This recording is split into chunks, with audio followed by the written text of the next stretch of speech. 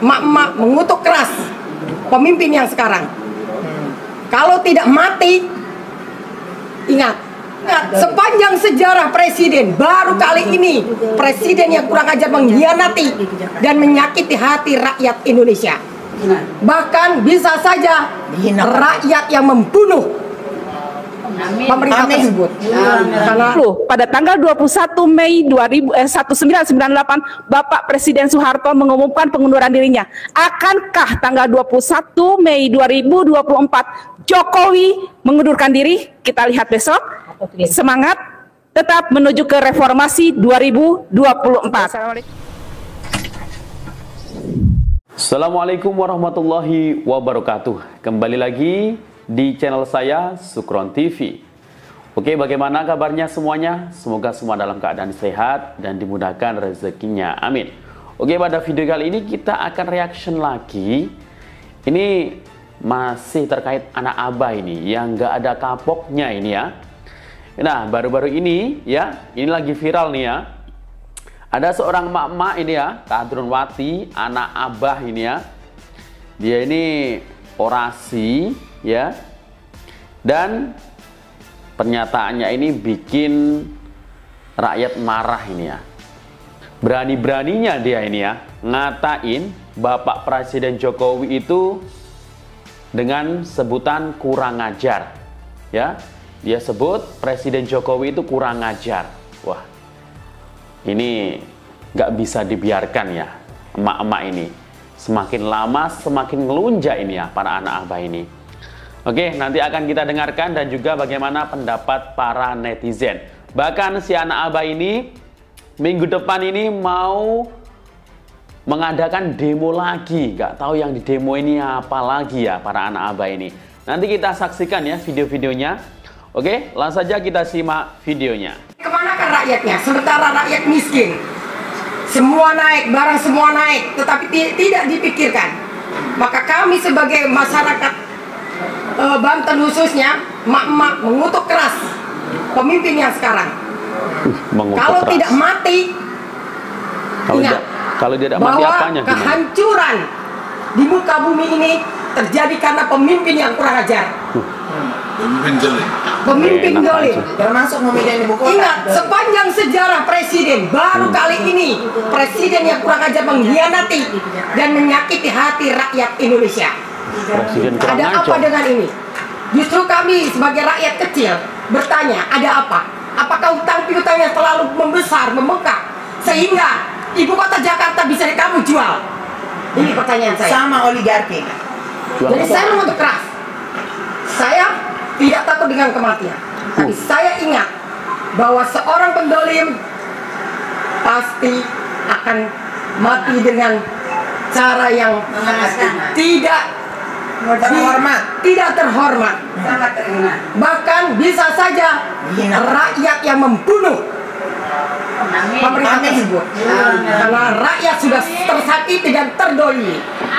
Lihat rakyat yang di luar sana, yang di pedesaan sana, jangankan memikirkan IKN, untuk makan pun sulit.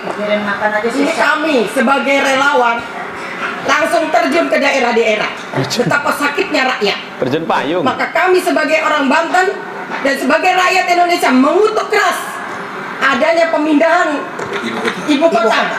Iya. Ini harus kami akui sebagai emak-emak dan sebagai wanita Indonesia, karena wanita adalah tiang negara.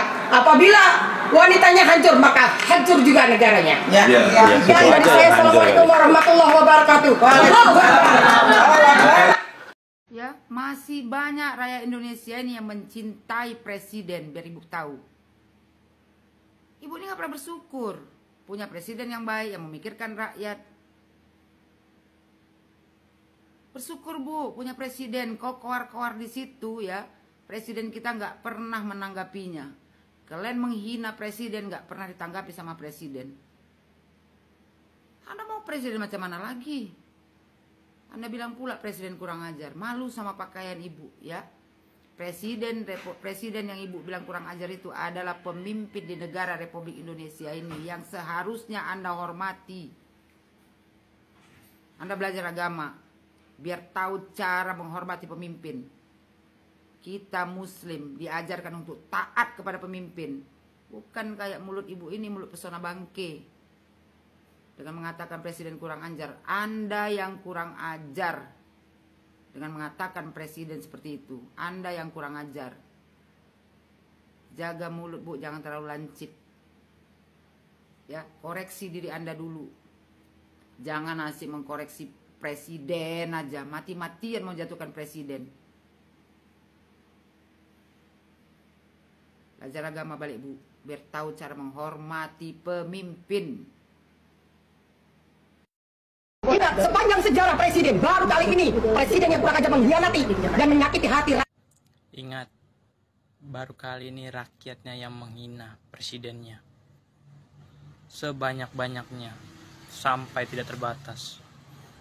Entah apa dendam yang ada dalam diri ibu ini sampai berkata seperti itu. Kok bisa hatinya dipenuhi dengan kebencian, iri hati, dan dendam? Sampai kapan, Bu? Ya kalau ibu kota negara dipindah, kenapa? Itu kan tujuannya bagus, supaya untuk memeratakan pembangunan yang dulunya jadi Jawa sentris menjadi Indonesia sentris. Kalau di Jakarta nanti gimana, Bu? Tenggelam nanti. Ibu kan sudah tahu di Jakarta selalu banjir. Makanya dipilih di Kalimantan Timur karena daerahnya sesuai dengan kondisi alam kita. Jadi ibu ini kok bisa ya menghasut, mengadu domba masyarakat, dan memecah belah bangsa ini. Entah apa yang dipikirkannya. Baru kali ini loh sejarah di negara kita ini rakyat Indonesia menghina presidennya. Sedangkan di negara luar presiden kita dipuji dan sanjung-sanjung setinggi langit. Tapi pikir deh dengan pemikiran masyarakat yang di dalam negara kita ini. Kok bisa dicuci otak? Kok bisa pikirannya selalu dibumbui dengan hal-hal negatif yang penuh dengan kebencian dan dendam? Sampai kapan, Bu, seperti itu? Tobat, Bu. Ingat, sepanjang sejarah presiden. Halo Ibu, saya sebagai rakyat Republik Indonesia, ya, saya, ya, pendukung Pak Jokowi dan juga Pak Prabowo Gibran. Saya mengutuk keras statement Anda telah merendahkan Bapak Joko Widodo. Sepanjang dan selama ini sudah gonta-ganti presiden, cuman Bapak Jokowi lah yang rakyatnya bebas bicara, ya, tentang Pak Joko Widodo, ya Bu ya. Apa yang tidak pernah kata-kata yang terucap yang kotor-kotor buat Pak Jokowi sudah pernah semua. Ini Ibu lagi, kan? Ibu itu sakit hati apa sama Pak Jokowi sampai Ibu ngomong seperti itu? Ibu nanti masuk kandang nyesal. Pak Jokowi itu masih sebagai presiden, Bu. Terus kalau rakyat banyak yang miskin, kenapa nyalahkan Pak Jokowi? Zaman sekarang kalau ada rakyat yang tidak makan itu bukannya salah pemerintah, salah kita sendiri. Kita sudah dibekali sama Allah lahir ke dunia, punya tangan, punya mata, punya telinga, punya kaki. Ya. Itu buat apa? Mata buat melihat, otak buat berpikir. Buat berpikir. Tangan buat bekerja, kaki buat berjalan. Ya. Kurang apa lagi di zaman Pak Jokowi jadi presiden, Ibu? Kalau dulu kita di zaman Pak Soeharto yang katanya serba murah sembako, ya, ingat kan Ibu? Ibu ini tua dari saya loh. Pasti Ibu tahu. Kalau Ibu bilang nggak tahu, berarti Ibu menutup mata supaya Ibu bebas bicara. Di zaman Pak Soeharto, ya, yang katanya serba murah, gula 3.000, minyak 3.000, telur 1 papan 7.000, ya, beras itu kalau dulu itu main gantang, ya, 1 gantang itu ada 3.500. semua murah di zaman Pak Soeharto. Tapi apa yang kita dapat di zaman Pak Soeharto? Ibu dengar saya bicara. Di zaman Pak Soeharto itu apa yang kita dapat? Yang katanya serba murah. Jangankan mau beli HP, Bu, beli motor, beli mobil, beli baju aja nunggu sekali setahun. Ya, di zaman Pak Soeharto untuk kami di daerah-daerah desa terpencil ini.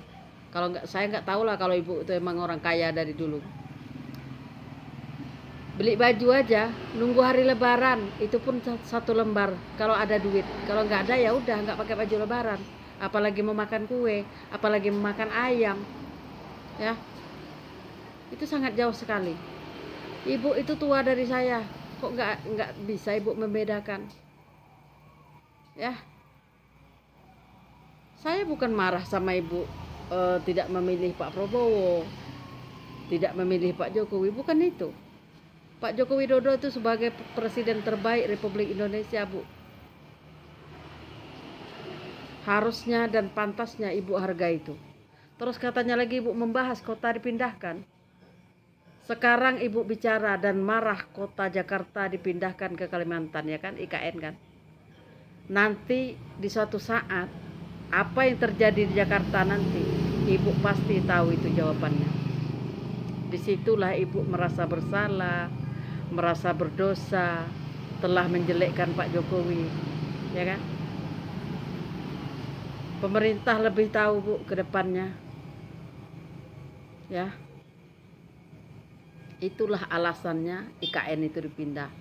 Yang kedua, dan juga padat. Ya, ibu kota Jakarta itu sangat padat. Itu juga alasan ibu kota dipindah.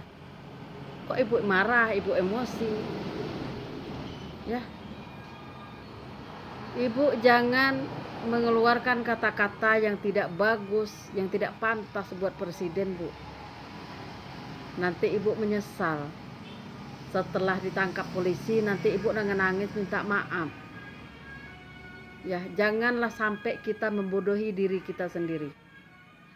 Kalau sempat Ibu di kandang, dikawal sama polisi, ya itulah. Berarti Ibu yang mencari. Kita sendiri yang membodohi diri kita sendiri. Bukan tidak boleh mengkritik pemerintah. Saya bukan kritik pemerintah loh. Ya. Boleh mengkritik pemerintah, tapi jangan keluar kata yang kotor, kata yang kasar, kata yang jorok. Tidak boleh itu. Pemerintah pun butuh dikritik rakyat, ya. Kita pemerintah dan rakyat ini tidak boleh jauh, harus sinkron. Karena kritikan rakyat itu membuat pemerintah itu jadi bagus, jadi baik, yang tadinya salah jadi benar. Sama juga kita sebagai rakyat Indonesia. Ya, balik lagi saya katakan sama Ibu. Saya tanya lagi sama Ibu. Dapat apa kita di zaman Pak Soeharto? Terutama kami yang di provinsi. Ya, Bu, ya. Saya masih ingat itu, Bu. Walaupun saya muda dari itu. Ya, katanya sekarang beras katanya 18.000. Di Jakarta 18.000, Bu. Ya.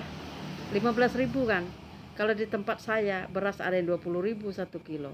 Ada 19.000, ada 18.000. Kami yang di provinsi, desa-desa terpencil, kami tidak keberatan dengan itu semua. Karena dari dulu sampai sekarang makanan pokok itu ada naik dan turunnya. Kenapa? Kalau petaninya rugi, kalau panennya itu tidak memuaskan, disitulah harga jadi naik. Kalau pupuknya naik, ya, obat-obatan itu untuk tanam-menanam itu sayur mayur itu naik, ya harga pun bisa naik. Nggak mungkin kita beli pupuknya mahal, ya kan, Bu? Kita jual nanti sayurnya murah, berasnya murah, kan nggak mungkin. Untungnya dari mana? Coba Ibu pikir itu. Jadi sekali lagi saya katakan sama Ibu, jangan pernah menyalahkan pemerintah kalau ada rakyat tidak makan. Ya. Zaman sekarang ini. Nyuci piring orang pun makan, Bu. Ya. Ya kalau kita mau hidup lebih, ya penting kita berusaha. Ya kan? Kita berusaha, kita bekerja. Ya. Kalau diam di rumah aja ya pasti nggak makan lah, Bu. Jadi nggak boleh. Saya tidak setuju kalau ada rakyat menyalahkan pemerintah tentang rakyatnya masih banyak yang tidak makan. Kecuali dia tuh cacat, ya. Entah cacat mata, entah cacat tangan. Orang cacat mata, cacat tangan aja banyak yang bekerja. Ya kalau nggak ada kerjaan di tempat kita, kita merantau ke daerah lain, ya kan? Jadi apakah pantas kita menyalahkan pemerintah kalau ada yang miskin rakyat Indonesia ini? Tidak pantas itu kalau bagi saya yang bodoh ini. Ya. Karena makanan pokok, ekonomi ini tadi ada memang naik dan turunnya. Ya ini sekarang ini kan udah mulai turun ini, Bu. Cabai kemarin di tempat saya ini 120 ya. Tadi saya belanja tadi siang, itu cabai itu sudah turun 45.000. Kan udah mulai turun tuh. Itu namanya makanan pokok, dan ekonomi makanan pokok itu, ekonomi terutama sayur-mayur enggak pernah stabil harganya. Apakah Pak Anies jadi presiden, apakah Anda itu yakin harga akan stabil? Mustahil. Ya kan? Mustahil banget. Jadi sekali lagi saya katakan sama Ibu, saya sebagai pendukung Pak Jokowi dan Pak Prabowo Gibran, saya mengutuk keras atas statement yang Ibu ucapkan. Tidak pantas Ibu selagi Ibu duduk di negara Indonesia. Ya, tidak pantas. Bukan saya tidak boleh. Boleh. Apakah pantas kita keluarkan kata-kata kotor, kata-kata kasar buat pemimpin negara kita sendiri? Ya nggak pantas. Sama aja kita menjadi rakyat pengkhianat. Hah? Pengkhianat negara, pengkhianat presiden. Nggak boleh. Kita hargai itu selagi dia punya jabatan. Tidak boleh itu. Ya. Apa sih yang kalian cari? Kita kan pemilu sudah selesai. Ini kan masalah pemilu juga kan, ujung-ujungnya kan, Ibu kan. Pemilu sudah selesai, pemenangnya Pak Prabowo Gibran. Apa lagi?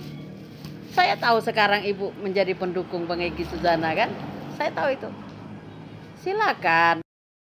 Pada hari ini, tepatnya tanggal 17 Mei, bahwa Aliansi Penegak Reformasi sudah memberikan surat pemberitahuan kepada Mabes Polri maupun Polda Metro Jaya yang akan kita laksanakan aksi di tanggal 21 Mei 2024. Di sini tadi sudah disampaikan bahwa dengan tema reformasi akhlak, revolusi akhlak. Dengan tema itu kita juga harus memahami. Maka saya mau sampaikan bahwa pemberitahuan ini sudah resmi.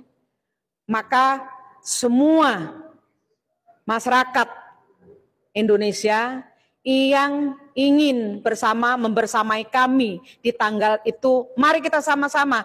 Karena persoalan ini adalah persoalan bangsa. Kita yang harusnya menyampaikan, ada beberapa yang tadi sudah disampaikan bahwa aliansi ini betul-betul ingin menyuarakan tentang bagaimana di tanggal 21 ini adalah tepatnya 26 reformasi. Tapi justru reformasi hari ini tidak ada tampak sampai saat ini. Maka kita sama-sama kita akan lakukan di tanggal itu, dan jam 2 kita titik kumpul di Sarinah. Dan nantinya menuju ke Patung Kuda. Dulu pada tanggal 21 Mei 1998 Bapak Presiden Soeharto mengumumkan pengunduran dirinya. Akankah tanggal 21 Mei 2024 Jokowi mengundurkan diri? Kita lihat besok. Semangat tetap menuju ke reformasi 2024. Assalamualaikum warahmatullahi wabarakatuh. Kembali lagi dengan kami setelah tanggal 22 April lalu. Ini pertama kalinya kami akan turun kembali ke jalan tanggal 21 Mei 2024. Reformasi sudah 26 tahun, tapi pemerintah negara gagal mensejahterakan rakyat. Yang ada apa? Pada era itu, banyak baju-baju kuning pencuri-pencuri, perampok-perampok bertebaran di legislatif, di eksekutif, di yudikatif, hasil reformasi 1998, dan inilah hutang yang membengkak. Keadaan sudah tidak bisa dikendalikan, hukum sudah tidak bisa diterima di masyarakat, maka besok tanggal 21 Mei 2021 kita akan lihat. Dulu pada tanggal 21 Mei 1998 Bapak Presiden Soeharto mengumumkan pengunduran dirinya. Akankah tanggal 21 Mei 2024 Jokowi mengundurkan diri? Kita lihat besok. Semangat tetap menuju ke reformasi 2024.